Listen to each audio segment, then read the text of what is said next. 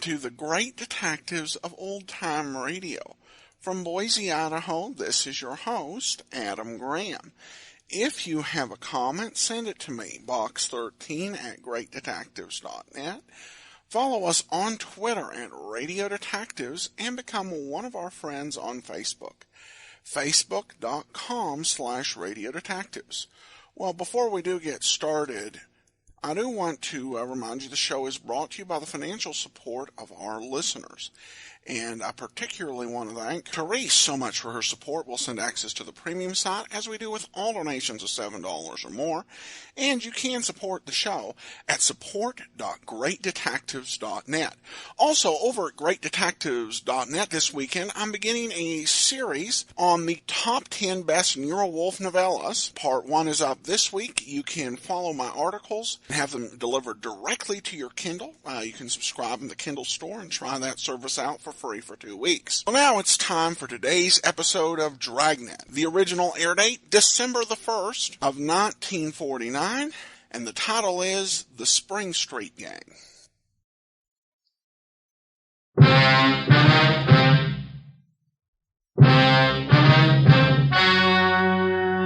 Ladies and gentlemen, the story you're about to hear is true.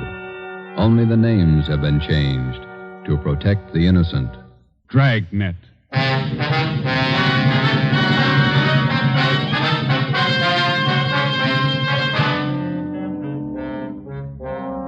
You're a detective sergeant.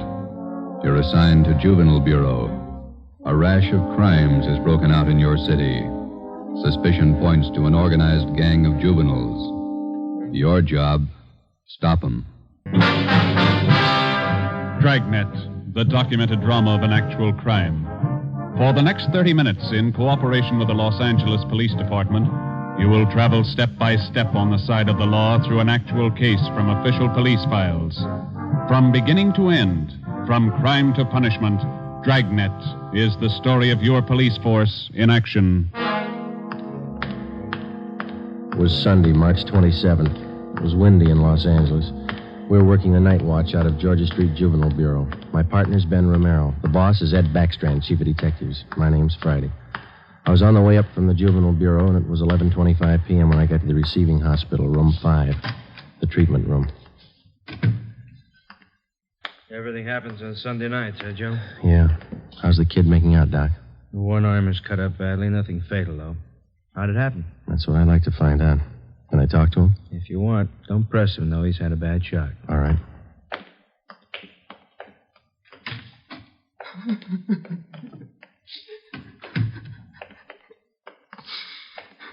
Officer here to talk to you, son. I can't.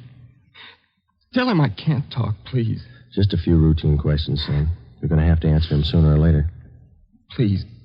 Can't you see what's happened already? I can't tell you anything. Jack Monroe, is that your real name? Yeah. How old are you? I'll be 16 next July. Where do you live? I can't tell you. You know that. Now let me alone, will you? Let me alone. You've been running around with that gang of kids on Spring Street, haven't you? The big timers, isn't that what they call themselves? I don't know anything about it. Believe me, I can't talk. You tipped us off about the burglary they were going to pull tonight. Is that where they knifed you? Look, will you believe me? I can't tell you anything. Not anything, please. He's still shaky, Joe. All right, Doc. Well, Jack, we'll talk about it later when you feel better. You see what they've done to me already? They said next time they'd kill me.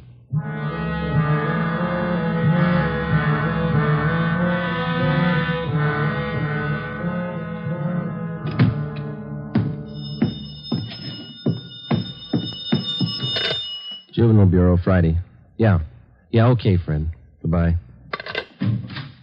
How'd you make out, Joe? Not very good, Ben.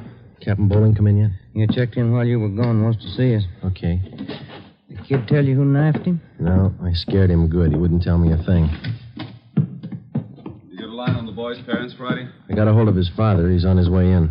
How's the boy? Bad knife wounds. Nothing fatal. You know the boy? Not till this afternoon, Captain. He tipped us off about a burglary a gang of young kids were supposed to pull tonight. Go through? No, but 2 hours ago, this Monroe kid was found in a vacant lot down on Olympic, cut up pretty bad. The gang must have pegged him. How long is it going to take you to break that up? Well, we're just starting to get a line on him, Bob. Must be nearly 100 in that gang. And every one of them working hard. Take a look at the pin map over here. This spot here, look at it. All the jobs pulled during the last month, huh? The last 5 weeks, up to date. Red tabs for burglary, must be more than 100. The robberies, green pins, count them, at least 50. There's 5 more orange ones I added for the weekend, auto thefts. You bet those kids are working hard. We got a lead on them. That's more than we had last week. You have to push it harder. Here's the big reason. This line of pins, brown and black. Purse snatchings. Purse snatching and rape, 26 of them in the past 5 weeks. They're pretty well concentrated in one area here. That's right. Now, what's the lead you're working on? Right there on the pin map, Captain. Huh? Well, these 2 blocks here, Bob, where Franco Alley intersects Spring Street. Well, what about it? Well, it's the only clear area for a dozen blocks around. There's not a colored pin on it, you see? Yeah. Now, all the rest of the pins, the robberies, burglaries, attacks, they all seem to branch out from this same spot right here in definite patterns. Franco Alley and Spring Street. You figure that's the focal point for the gang? Well, it's got all the mark. For instance? Oh, we've been checking that neighborhood for a week. We got it narrowed down to one place. Right on the corner of Franco and Spring. What is it? It's a soda fountain. It's pretty typical. Only it stays open all night, and it gets a pretty good play from kids. A regular hangout, Captain. Pretty tough youngsters. None of them over 18. Who runs the place? Guy named Eddie Ramsey, small-time con man. Had a run-in with him when we worked bunco detail. I remember the name. Smart mouth. Tried to give us trouble when we talked to some kids in there last night. He's got a place set up for him in the back of the store, kind of a club room. It sounds like a good lead. What are you doing about it? Well, just a minute. Captain Bowling. Yeah? Who? Yeah, we'll be right down. The Monroe kid, his father's downstairs, cursing every one of us. What's his problem? Can't understand how his boy got into trouble. Come on, Ben, let's tell him.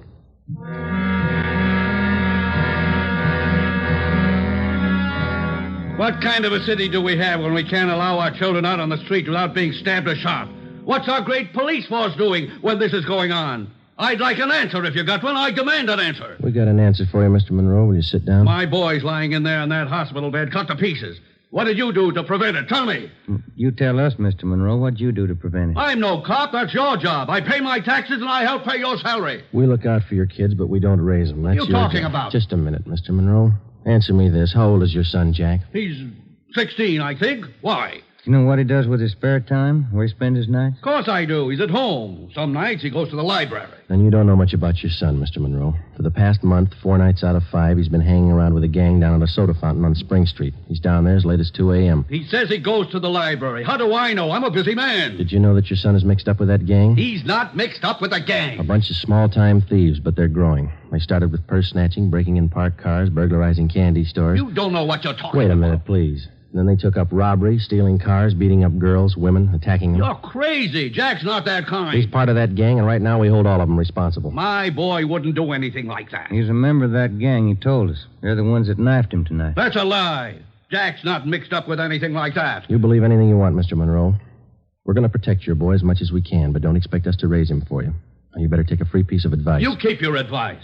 Jack's not in this. You can't prove he is. We're not out to prove anything right now. But you catch up with that boy of yours. Keep him off the streets before it's too late. Are you threatening me? No, sir, advising you. Next time we might meet at the morgue. 1 a.m. Monday, March 28th. A detail of 50 officers from Juvenile Bureau and Metropolitan Division were deployed for 16 blocks along Figueroa Street. At 5 minutes past 1, they started to move south over an appointed area. In the space of half an hour, 18 young kids, none of them over 17 years old, were picked up off the streets and brought to the second floor at 1335 Georgia Street, the Juvenile Bureau. 4 of the youngsters were girls. At 1:45 a.m., Ben and I checked the soda fountain on the corner of Franco Alley and Spring Street.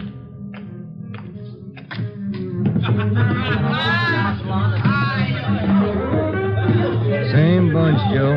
Business as usual. Yeah, come on. Hey, Teddy, the Bulls. They're back again. Same guys. Go back and tell Eddie. Hey, look, why do you guys have to keep tracking us, huh? You'd think we were crooks or something. You were here the last time we checked in, Teddy. You ever go home? Sure, when I'm tired. I ain't tired. What's the matter? That's your money on the table there? Sure, it's my money. You want to borrow a buck? $28. That's a lot of money for a boy your age. You keep pretty late hours, son. You have to go to school in the morning? Maybe. I can sit here, can't I? It's free country. I'm drinking coffee. You gonna make me on that? You've been drinking more than coffee. Where's your driver's license? Every time the same thing. There. March 10th, 1933, 16 years old. Hey, they giving you trouble, Ted? Eddie's on his way out. What's your name? Jones. Clyde Jones. Huh, Ted? Sure. He's got money, too. Rich family. You can save the smart talk, boys. Any of your pals in the back room? What's the trouble now, Sergeant? How many times a week do we get a checkup? Go ahead, Eddie. Read them off. We told you the last time, Ramsey. Clean up your place here or we'll ride your back till you do. I told you the last time, Sergeant, there's nothing wrong with my place. It's almost 2 o'clock in the morning. You got a dozen underage kids hanging around here doing nothing. Some of them have been drinking. Schoolboys. Better to have them in here than hanging around outside in the street. I keep an eye on them. You're not the guardian, Ramsey. This time of night, they've got no business in here or on the street alone. That's your opinion, huh? That's the law, Ramsey. Now, either you shut down that back room and keep these kids out of here late at night, or we'll go after your license. You don't scare me, Sergeant. You can't prove a thing. A couple of these kids have juvenile records. They're on probation. We can tag you for contributing. You still don't scare me. Now, why don't you leave the kids alone? That's right, Eddie. Read them off. Ben, get Benson and Bell. Roger. If you won't clean up your place, Ramsey, we'll do it for you. Yeah? What are you going to do? We're pulling these boys in, all of them.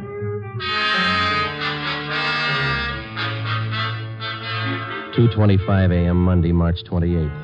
The Dragnet operation had netted 30 juveniles, 26 boys, 4 girls. 24 of the children were between the ages of 16 and 17. They were lodged in the assembly room at the Georgia Street Juvenile Bureau.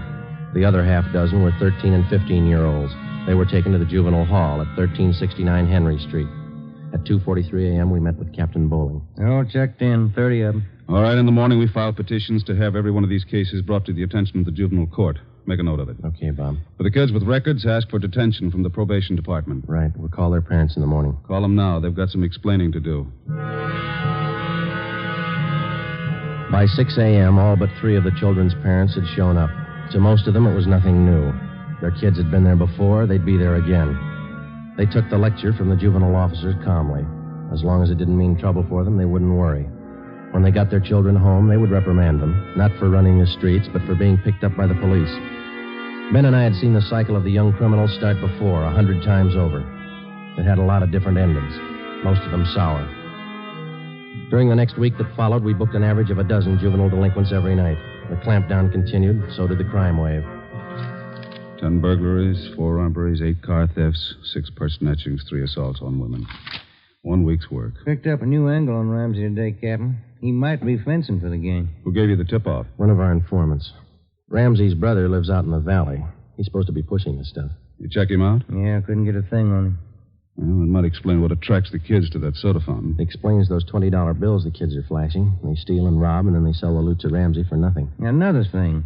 Ramsey keeps his place open all night, and there's no reason to. He doesn't get that much trade. It's only from the young gang that hangs around there. You questioned the kids. How do they account for having all that money? Well, most of them say Ramsey lends it to them. They say they pay him back a little at a time.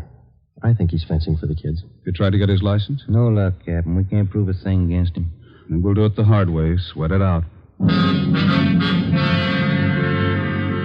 That night, we drove out to Ramsey's soda fountain and asked him again to clean up his place, to keep the young kids out after 10 o'clock at night, to stop lending them money. He refused. There was nothing we could do. His business was a public place. He could not be held responsible for any of his patrons. In the next 10 days that followed, Ben and I haunted the sidewalk outside the soda fountain. We questioned every youngster as they entered and left. We made more than a dozen arrests. Many of the kids had been drinking heavily. We found some of them under the influence of narcotics. But Ramsey was still in the clear. The crime wave continued sporadically. Ben and I waited for our chance. It was a long time coming.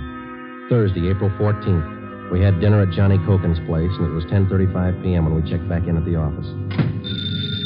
Hot shot. Grab it, Joe. Yeah. The terminal on Market Street, a 459 and shooting. The terminal on Market Street, a 459. Let's go.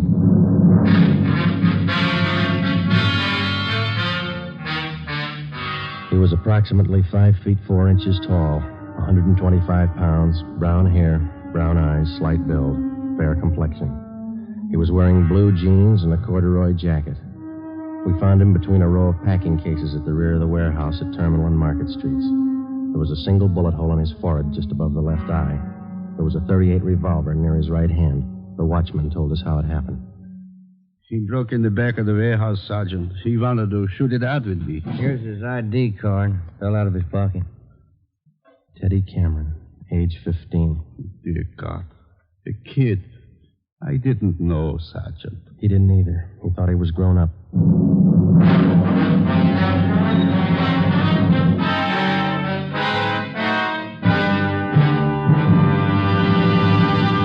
You are listening to Dragnet for the solution to an actual case from official police files.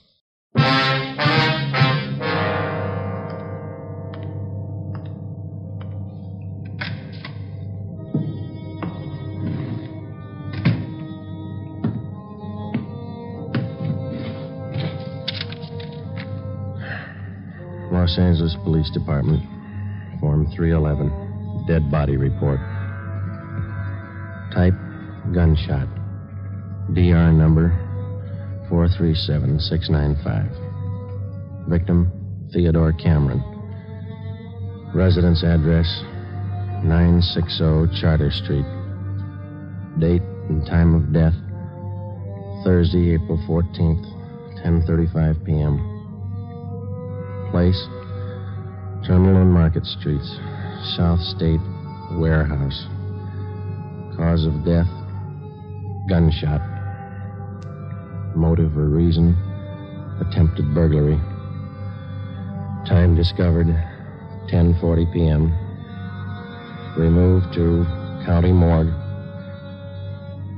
Discovered by Carl Hyba, night watchman. Identified by Barbara Cameron, sister. Description of victim, male, Caucasian, age 15, height, weight, so-and-so, occupation, student, descent, English, and was a witness, signed Joe Friday, serial number 2288, age 15.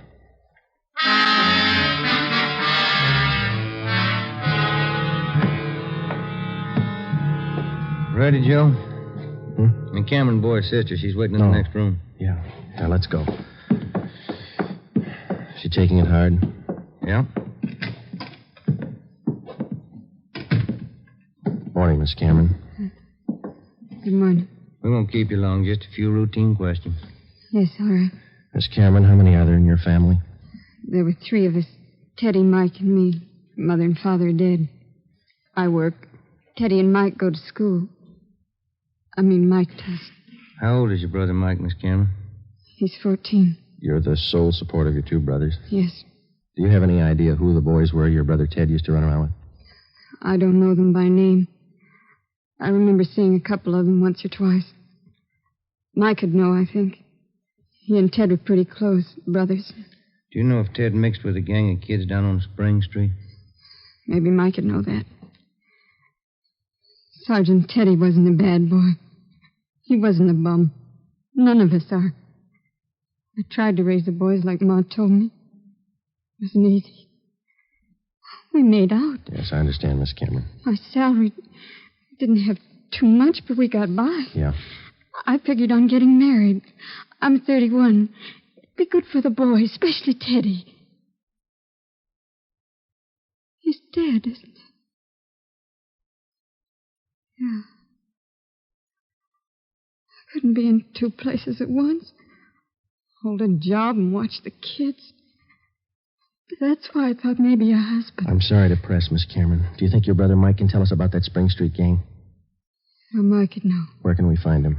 Staying at a friend's house. I got the address in my bag. Here. That's 2514. I don't write numbers too well. Thank you, Miss Cameron. You've been very helpful. I'll get somebody to drive you home. Or do I have to go? Would it be all right if I just sit here for a while? That's all right. I'm tired. Real tired. 2514 West Serrano Street. That was the address Barbara Cameron had given us. It was the home of Mr. and Mrs. Jean Brewer, high school friends of the dead boy's sister. We talked to Mike Cameron. He told us that his brother Teddy had been running around with a gang down on Spring Street. He identified Ramsey Soda Fountain as the hangout. It was 2:25 p.m. when we got back to Georgia Street Juvenile Bureau. I got it. Juvenile Bureau, Romero. Yeah, hold on, I'll call him. You, Joe. Thanks. Friday. Joe, this is Canfield in burglary. Yeah, Homer. You're working that Cameron case, aren't you? Yeah? I just got a report on one you might be interested in, out of the same neighborhood. Distillery prowl. What do you got on it? Looks like a juvenile M.O. They got away with 7 cases of Scotch whiskey. Expensive stuff. Okay, we'll hop on it. Bubeck Warehouse, Crocker at 7th. Miss Elizabeth Rice was the auditor in charge at the Bubeck Warehouse. We located her on the mezzanine office row. It was her job to keep a running inventory on all incoming and outgoing liquor stock. She knew her job well.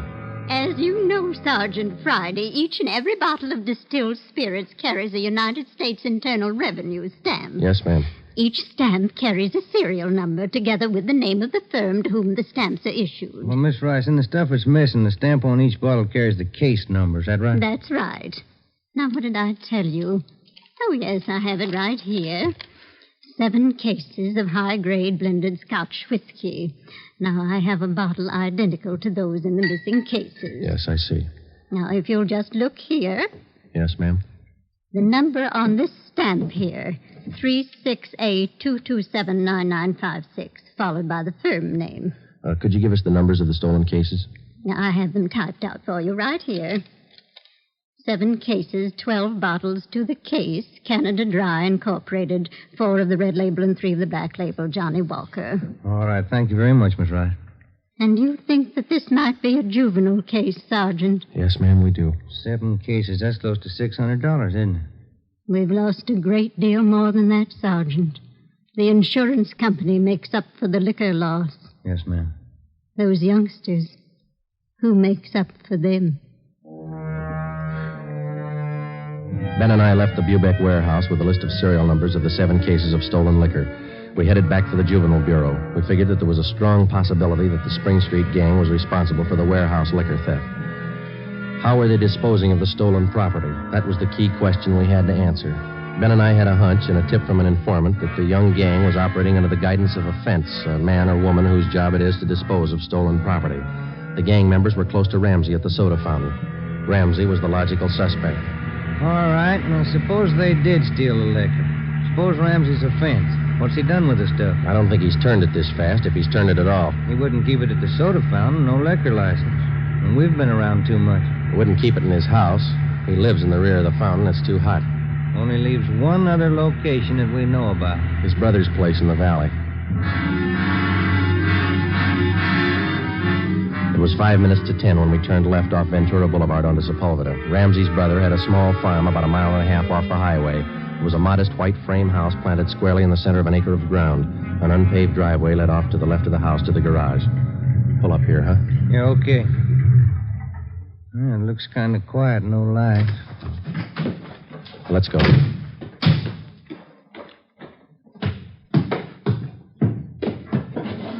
Mud sticks to everything. Now, where's the doorbell? Oh, here it is. You got your flashlight? Yeah, what? Here's a note somebody left. Oh, it's on the bum again. Here, I'll strike a match. Okay. Can you hold it a little closer? Can you read it? Yeah. Harry, wife and I have gone to the drive-in theater. Before you put the truck away, get 3... Can you hold that match closer? Oh, now, wait a minute. Yeah. Get 3 cases out of the garage and take them into town. Ed is waiting. Please try to make it by 11:30 tonight. Let's see. It's signed George. The address is here. And there's the garage. Yeah, come on. 3 cases. Could be eggs, Joe. If it is, we wasted a trip.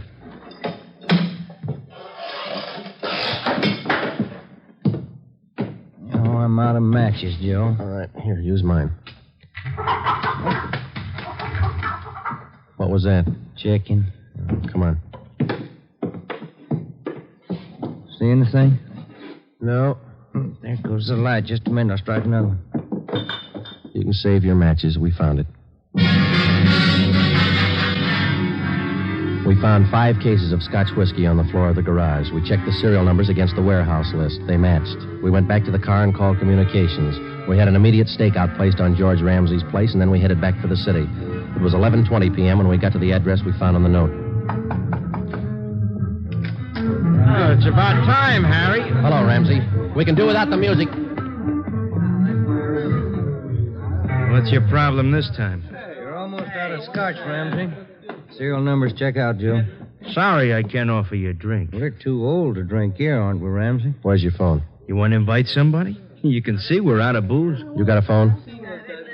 In the hall. Ben, call the office. Yeah.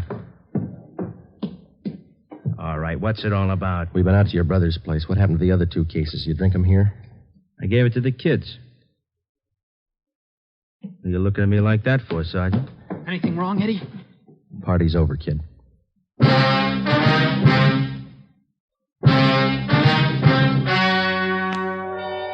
The story you have just heard was true. Only the names were changed to protect the innocent.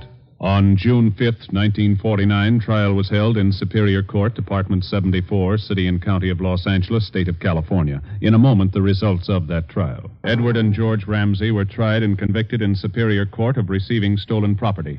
After serving their terms as prescribed by law in the state penitentiary, they will be returned to the county jail where they will serve a 1-year term for contributing to the delinquency of minors.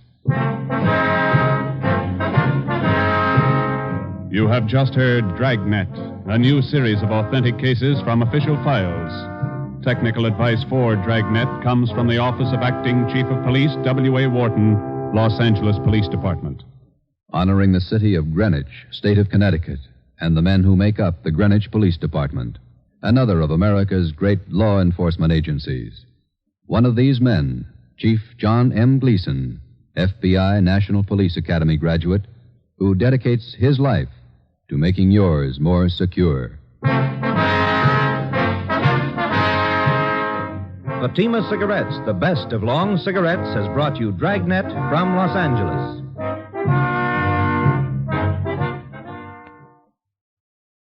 Listen to Dragnet next week and be sure to hear Morton Downey tonight on NBC.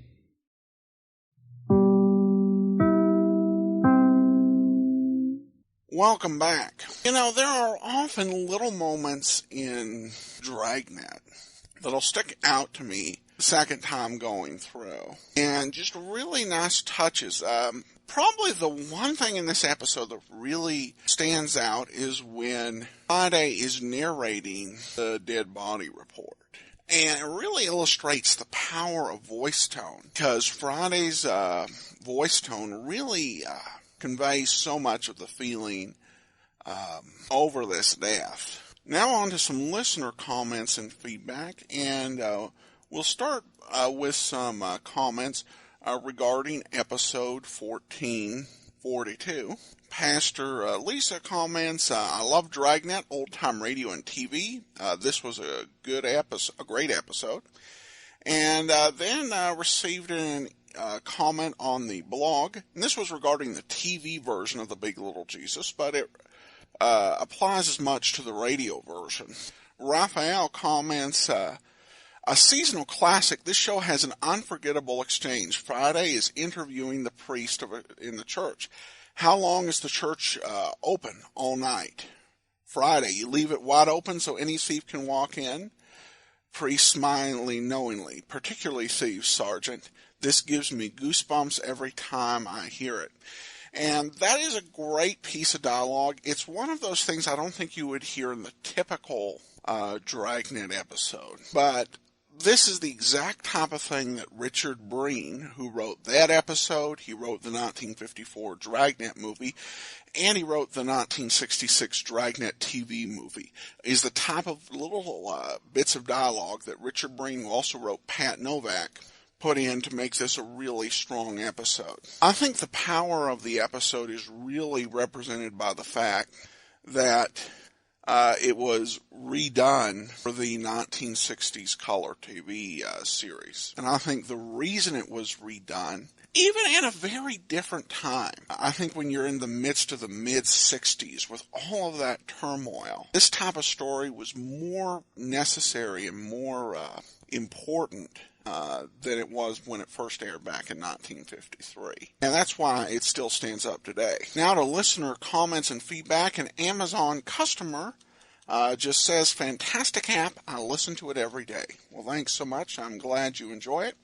We will be back on Monday with The Saint, and then be sure and listen to us next Saturday for another episode of Dragnet. In the meantime, send your comments to box13 at greatdetectives.net. Follow us on Twitter, Radio Detectives, and become